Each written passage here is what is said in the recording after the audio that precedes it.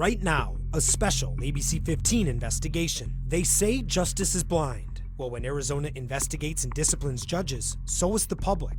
This is a story showing shocking behavior by a judge and her staff, cruel jokes, mocking memes, and bizarre behavior. But the state investigation into that judge was dismissed. Why? Those records are sealed, and that let the judge leave the bench with the secret. There's no way for the public to know this. Correct. The judge is now a prosecutor trying to put people to death, and that's why this story is also about a lack of accountability and transparency. They make up their own rules. It's a story showing what happens when judges judge each other in secret. All rise. It's the order we receive when a judge enters the courtroom. It's to show respect and honor, but it's respect and honor that was not returned in one judge's courtroom. I'm ABC15 Chief Investigator Dave Biskobing, and that's why we first called our investigation dishonorable. But it's become so much more, and we believe this investigation shows an entire system and way of doing things needs to change. The way Arizona investigates and disciplines judges is too secret, and in this special report, we'll show hidden misconduct in a major U.S. courtroom, holes in the state's judicial investigation, how thousands of judicial investigations are kept confidential, and how we're looking at ways to end the secrecy. Because bottom line, what we're about to show is rare. We wouldn't even know about this case if it wasn't for some luck, some well-placed sources developed over a decade of reporting, and an insider willing to go public. Their emails, memes, and jokes, some racial, homophobic, and obscene, some so cruel it's hard to believe they were sent between a judge and her staff. All right, this is CR 2017. It all happened inside the Maricopa County Superior Courtroom of Judge Aaron O'Brien Otis. This, of course, is Judge Otis. This is her bailiff, Barbara Chavez, and clerk, Kelly Schaefer. You worked for the clerk's office for how long? A little over 11 years. How much of that was in Aaron Otis's courtroom? Almost my last 2 years. Schaefer was an experienced clerk. She worked the Jodi Arias murder trial, and she was transferred to Otis's courtroom because the judge would be taking on death penalty cases for the first time. Had a pretty smooth career until you hit her courtroom. Till I met Aaron Otis. But before we get deeper into why Schaefer is sitting here, first we start with what happened in that courtroom. You remember seeing these. I mean, how often did stuff like this get sent? Almost daily. Really? Just Yes. like you're in a hearing and just these would pop up? Yes. We obtained messages from late 2017 through 2018 and then kept digging. We matched the dates and times to court cases and pulled video to see what was going on as they were sent. All right, so there's one, and I'm just going to get it out of the way because it's maybe the worst. It's got no subject line, so you have no idea what you're about to open. Yes. I even got it highlighted here with a post-it. Okay. It came during jury selection in September 2017. Are there any jurors who have any physical conditions or illnesses that would make it difficult to sit through a trial of this length? We blurred the face and changed the voice of the woman you're about to hear. My condition is embarrassing. I don't really want to. Okay, you want to talk in private? Okay. In the cleared out courtroom, the juror says she has a medical condition that gives her uncontrollable periods. I appreciate you bringing that to our attention. I don't want to put you in a situation where you're going to feel uncomfortable or anything like that. That's not good for anybody involved. So thank you. I'm going to go ahead and release you. Otis's bailiff emails this photo almost immediately after the juror leaves. We've blurred the word at the bottom. It's the F word. Less than a minute after the email is sent, the hearing ends. Otis checks her computer. The attorneys get up to leave. And then this. Barbara! What do you think the public would think if they knew this was happening in cases as big as they're handling? I would hope they would be disgusted by it. These facts. By big cases, we mean murders and death penalty trials, like the state v. John Allen.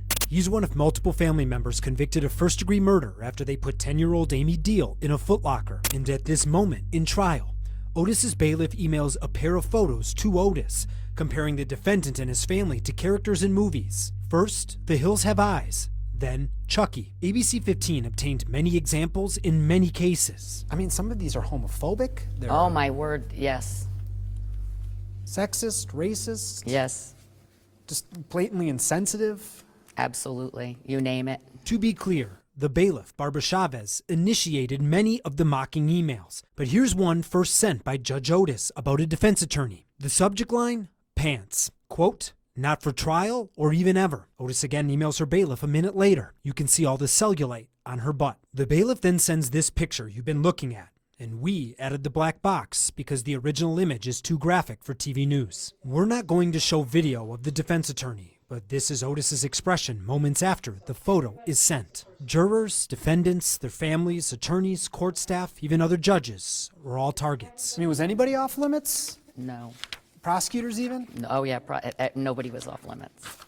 And Aaron Otis would even say, because at one point they took these memes, they printed them out, they laminated them, and they hung them on the wall in the division. So when you walked into the judge's division, there was a whole wall. Well, they made like a collage Oh, of... yeah, absolutely.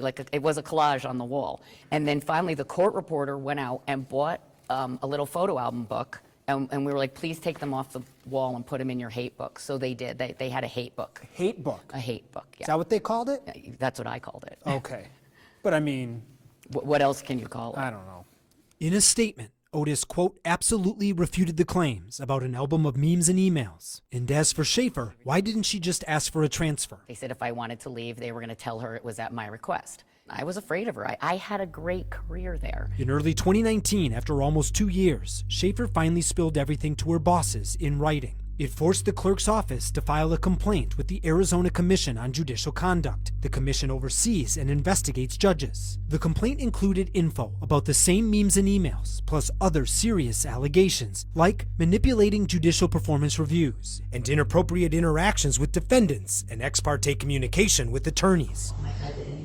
Less than a year after filing the complaint, Schaefer quit. She has a lot of regrets, especially for participating. Is there any point where you look back on it and you just go, oh my God, like I can't believe like I sat in there through all of this. Every day. And I'm ashamed of myself for not coming forward sooner. I live with that every day. You feel guilt for this? Mm-hmm. I always tell my kids, if you watch somebody bullied and you do nothing, you're as bad as the bully. The state judicial code clearly states that judges are responsible for their own actions and their staffs. But after 2 years, the Commission on Judicial Conduct dismissed the complaint. Why?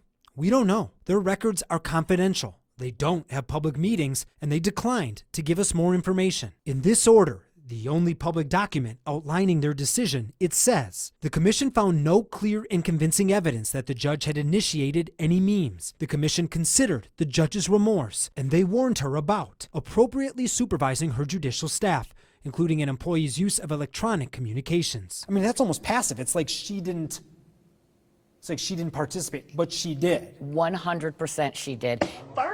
There were so many times that she would even say to her bailiff, that needs a meme. That deserves a meme. Chrissy, come here.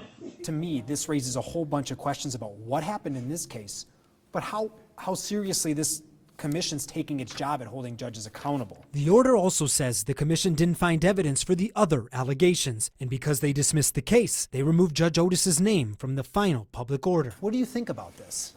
No one would have any idea who it was or what this is or what it pertains to. Or what even happened? No. I mean, yeah, the judge's name, blank. Complainant, blank. Before Otis joined the bench, she was a star prosecutor for the Maricopa County Attorney's Office. In fact, she was Prosecutor of the Year in 2010. Otis became a judge in 2012, then resigned in 2020.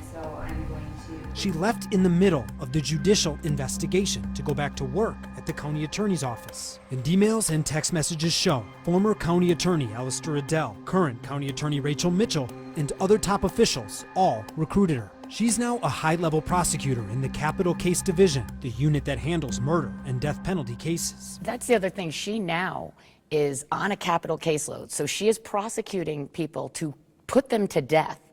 And I really feel that those prosecutors need to be held to the highest standard. I just do. Yeah. When you're trying to do that. And she's the most unethical person I've ever known. Do you think she's been held accountable? No. Now, throughout our investigation, Otis did not agree to be interviewed. In written statements, she says she always tried to act with integrity, that all of this was a very brief and limited example of her time as a judge.